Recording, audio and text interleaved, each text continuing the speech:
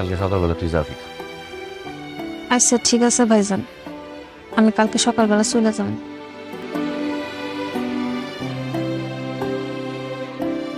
এই খারাও, এই বাড়ির মধ্যে তো একদম হনহন করে ঢুকে পড়তাছ। তোমার ভাইয়ের কাছ থেকে যে 1 লাখ টাকা আনার কথা ছিল, আনছো?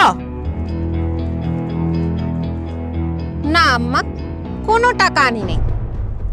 টাকা আনো নাই মানে?